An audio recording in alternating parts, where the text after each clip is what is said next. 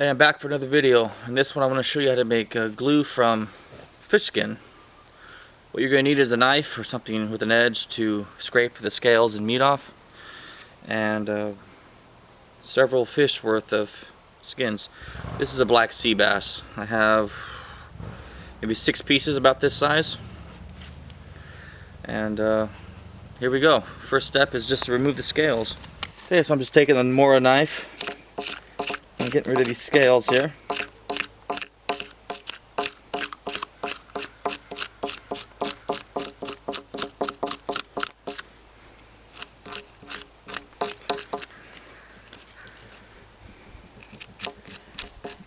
In the Northwest, this was mostly made with salmon skin.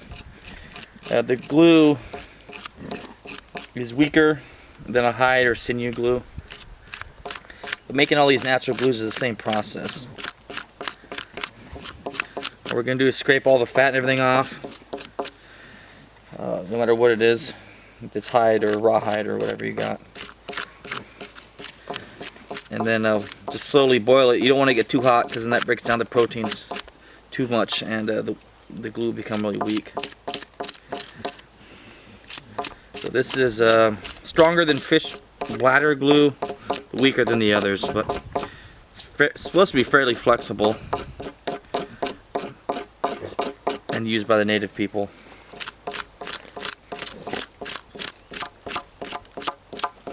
The way we'll preserve it is we'll eventually dry it and then powder it.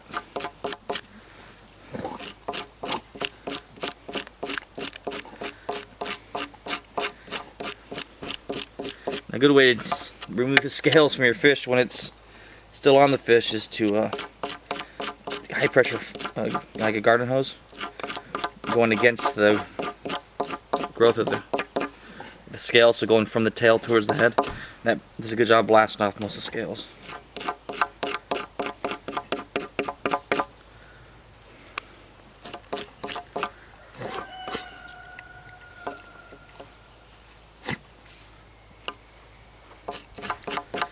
Flip it over and get rid of any of this old meat. Some fish, like salmon, there's fat and stuff there. So if you relieve this on and didn't get too much of it off, really the only downside is it could affect the strength of your final product.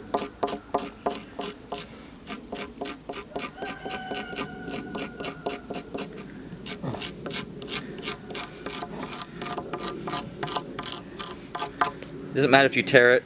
We're not going to tan it. It's not like we're making anything out of it, like clothing or something.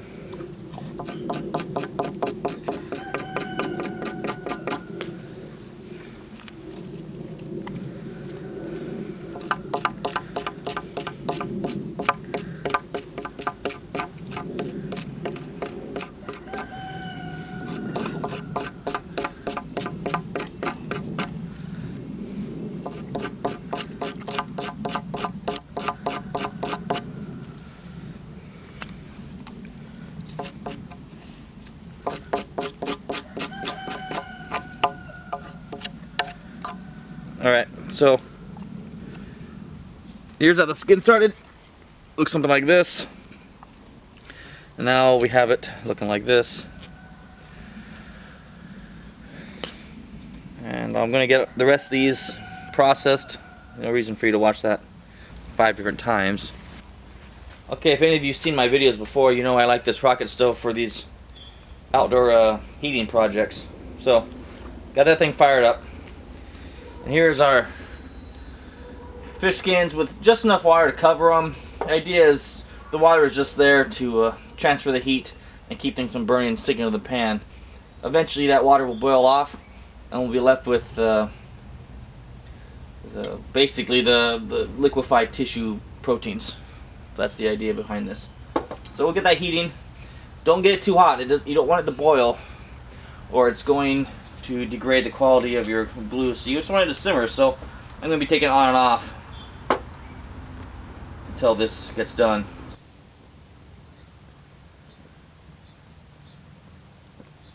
I don't know if you can see this on camera. It's kind of like a light syrup. It's just slightly thicker than water, and that's what we're looking for. So what we want to do is pour this off into little containers. Fish glue stays liquid at room temperature. You want to put some, I think it's boric acid with it if you want to keep it liquid so it doesn't degrade with bacteria in it.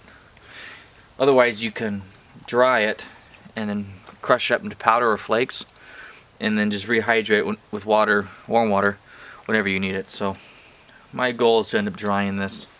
So I have some tins here. I'm just gonna pour it in these are miniature like bread pans. And then you pour off, the first pour is always your strongest glue. And then any pour after that is, like your second pour is weaker. But they're all relatively the same. There's not a whole lot of difference for any practical use. So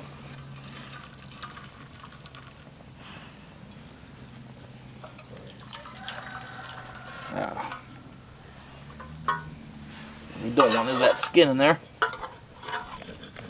It isn't watching. Not a big deal.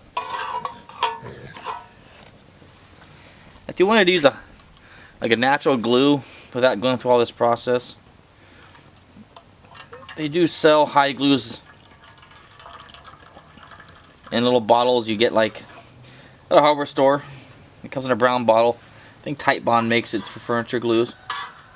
Or you can go to the grocery section or the grocery store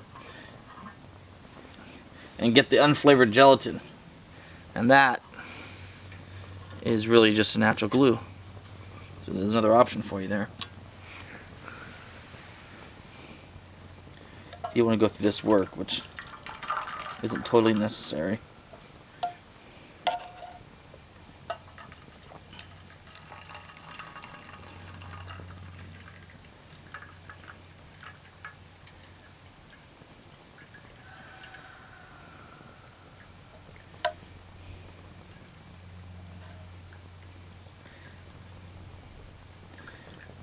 There you go. If this was a more hardy substance like a rawhide or a sinew or something from an animal that's not a fish, you can then boil again and keep going another time. I'm not going to go another round. I'm just going to do the first pour. Now with this you can give to your dog, or this would work well for a bait if you were going to trap anything. So from here you just let it cool off and it'll get gel, but it won't turn into a solid. Just make sure you add that acid I mentioned earlier to stabilize it. Otherwise you'll get bacteria and it'll just rot. Alright, so we're on the drying stage. We're about halfway done with the drying stage. I started drying these in the pans from earlier. Now they're dry enough to where I can peel them out. And they're still flexible and a little bit sticky on the back. We're going to keep drying until they're brittle and hard, so then we can break them up and then powder them. So I just want to show you what it looks like when they are about halfway done. Okay, here's the fish glue done. It's dry. It will store indefinitely in like this. You can also put it in the freezer to worry about moisture build up, and that would cause it to eventually rot and get mildewy. To use this, all you would have to do is to simmer it in warm water, and it will go back into a liquid, and then apply it like you would any other natural glue. Hope this video helped you, and I'll see you guys next time.